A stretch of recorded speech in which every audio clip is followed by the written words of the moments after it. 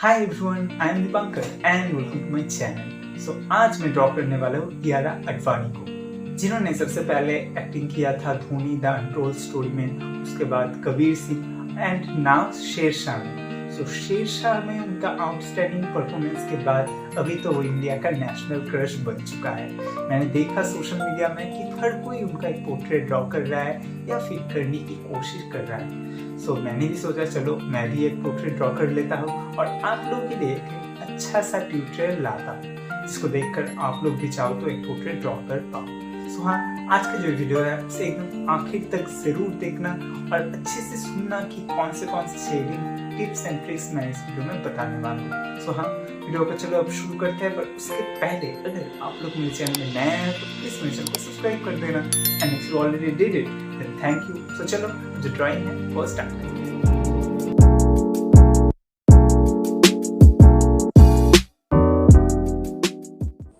जैसे कि आप लोग देख सकते हो कि मैंने यहाँ पर जो स्केच है वो ऑलरेडी कर लिया है। यहाँ पर आउटलाइन ड्राइंग के लिए मैं लूमिस मेथड का इस्तेमाल किया था, पर आप लोग चाहो तो ग्रिड मेथड का भी इस्तेमाल कर सकते हो। इसीलिए मैं यहाँ पर एक ग्रिड मेथड वाला एक फ़ोटो यहाँ पर स्क्रीन पर दे रहा हूँ और नीचे डिस्क्रिप्शन बॉक्स में भी आप लोगों को डाउनलोडेबल लिंक मिल जाएगा, वहाँ से आप लोग उस फोटो को डाउनलोड करके उसे यूज़ कर सकते हो।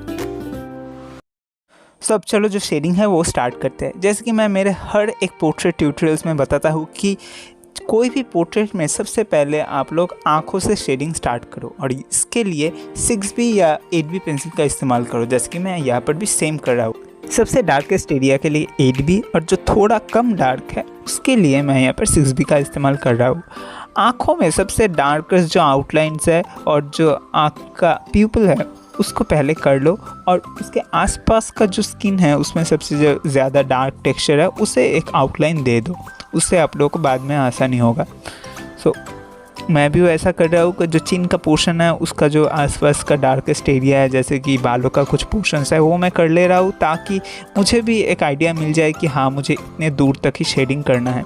ये हो जाने के बाद मैं आँख के आसपास का जो आँखों का पोर्शन है उसका जो स्किन टेक्सचर है वो मैं कर रहा हूँ। एक चीज़ का ध्यान रखना, जो आई लैशेस है वो पहले कभी मत करना, पहले उसके आसपास का जो स्किन है उसे पहले कर दो और उसके बाद ही उसके ऊपर जो आई लैशेस है वो करो। आईब्रोज के लिए जैसे कि आप लोग देख सकते हो कि मैंने यहाँ पर एक हल्का सा 6B का एक टोन दे दिया और उसके बाद उसके ऊपर 8B से धीरे धीरे जो छोटे छोटे बाल का टेक्सचर है वो देकर पूरे जो आई ब्रोस है उसे मैं कंप्लीट किया। सेम तरीके से दूसरे वाले में भी मैं वही करूँगा। यहाँ पर मैं कुछ जो स्किन टेक्सचर है ऊपर फोरहेड का वो दिखाता हूँ। जब भी आप लोग स्किन में टेक्सचर दे रहे हो या फिर शेडिंग दे रहे हो तो एक चीज़ का ध्यान रखना कि जो फेस का एंगल्स है, मतलब कौन सा फेस का एरिया किस एंगल में गया है उसको ज़रूर समझना और उसको देखकर ही उसी एंगल में शेड करना। पूरे फेस में अगर सेम एंगल में शेड करोगे तो पूरा जो फेस है वो फ्लैट दिखने लगेगा। फेस को अगर आप लोग 3D दिखाना चाहते हो तो फेस का एंगल्स को समझ के उसी एंगल में अगर आप लोग शेड दोगे तो फेस 3D दिखने लगेगा। ये टेक्निक किसी भी एवरेज ड्राइंग को नेक्स्ट लेवल तक ले जा सकता है। इसे ज़रूर फॉलो करना। देखो मैं यहाँ पर जो नाक का एरिया है उसमें शेड कर रहा हूँ, पर वहाँ पर भी जो एंगल है नाक के दोनों साइड में उसको ध्यान रख कर ही कर रहा हूँ। यहाँ पर मैं आँखों में भी जो आई लैशेस वो सबसे बाद में ही दे रहा हूँ, ताकि जो आई लैश क्योंकि सबसे ऊपर है तो उसे सबसे ऊपर मतलब सबसे बाद ही करना होगा। यहाँ पर मैं 4B और 2B पेंसिल को बहुत शार्प करके हैचिंग टेक्निक में पूरा जो स्किन का एरिया है वो कर रहा हूँ। अब मैं यहाँ पर जो नाक का एरिया है उसका शेडिंग करूँगा, इसे थोड़ा अच्छे से देखना। देखो जो नाक का पोर्शन है उसे आप लोग कैसे 3D दिखाओगे, इसके लिए आपको सिर्फ इसका जो शेडो है उसे अच्छे से करना है। दोनों साइड में देखो, जो शेडो फोटो में देखो दोनों साइड एंगल में नीचे की तरफ गया है तो उसको अच्छे से दिखाओ और बीच में एक देखो हाईलाइटेड पोर्शन है उसे आप लोग बाद में इरेज करके उभर के लाओ। ये जितना अच्छे से आप लोग कर पाओगे जो नाक का एरिया है वो उतना ही ज़्यादा 3D दिखेगा। जो लेफ़्ट साइड है उसमें लेफ़्ट एंगल में शेड दो और जो राइट साइड है उसमें राइट एंगल में शेड दो, तभी जो नाक है वो 3D हो जाएगा। तो इस जगह में ज़्यादा टाइम देना और अच्छे से करना। उसके साथ साथ गालों के एरिया में देखो एक कर्विशियस लाइन की तरह है, उसे भी अच्छे से दिखाना होगा। इसीलिए जो शेड्स हो उसे ऐसे कर्व करके उस एरिया में करो। यहाँ पर शायद आप लोगों को उतना ज़्यादा दिख नहीं रहा होगा, पर मैं हर एरिया में थोड़ा थोड़ा करके छोटे छोटे हैचेस देके उसे कंप्लीट कर रहा हूँ। और नीचे का जो चिन का एरिया है उसमें भी सेम कर रहा हूँ, क्योंकि किसी भी एरिया को फ्लैट नहीं छोड़ना है। अगर फ्लैट छोड़ोगे तो वो पेज की तरह ही सफ़ेद दिखेगा। पेज यहाँ पर जो रेफरेंस फ़ोटो है उसमें सफ़ेद एरिया तो मतलब एकदम ब्राइट एरिया तो दिख रहा है, पर वो सफ़ेद नहीं है। इसीलिए आपको सारे एरिया में ही शेडिंग करना है, किसी भी एरिया को सफ़ेद नहीं छोड़ना है।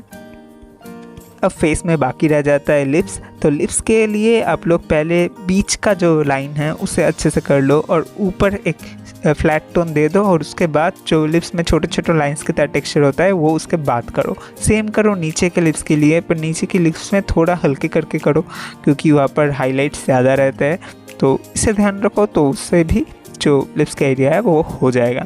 एकदम आखिर में आप लोग चाहो तो थोड़ा थोड़ा डिटेलिंग, मतलब थोड़ा इरेजर से इरेज करके करके हाईलाइटेड एरिया निकाल सकते हो। तो इस वीडियो में मैं पूरा जो फेस का एरिया है वही दिखा रहा हूँ। नेक्स्ट पार्ट में मैं इसका जो हेयर का पोर्शन है वो आप लोगों को दिखाऊंगा अच्छे से। तो चलो एक बार क्लोजर लुक में आप लोगों को दिखाता हूँ कि पूरा फेस का टेक्सचर कैसा लग रहा है।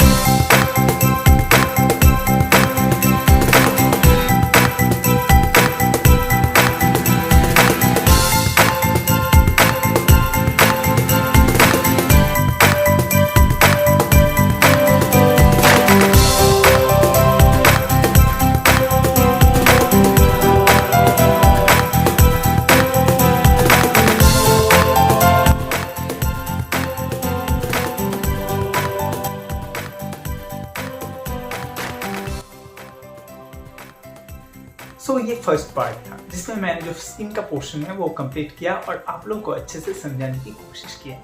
सेकेंड पार्ट में मैं इसका जो हेयर का पोर्शन है वो कंप्लीट करूंगा और उसको आप लोगों को अच्छे से समझाने की कोशिश करूंगा। सो हाँ, सेकेंड पार्ट के लिए जरूर वेट करना, और उसके लिए आप लोग नीचे का जो बिल वाला नोटिफिकेशन बटन है उसे जरूर ऑन करके रखना, ताकि जब भी मैं सेकेंड वाला वीडियो है जो वो अपलोड करूँ उसका जो नोटिफिकेशन है वो आपके पास सबसे पहले चला जाए। सो चलो, for now I am Deep signing off. मिलता है इसके सेकेंड पार्ट में। तो उसके लिए do artistic and be artistic.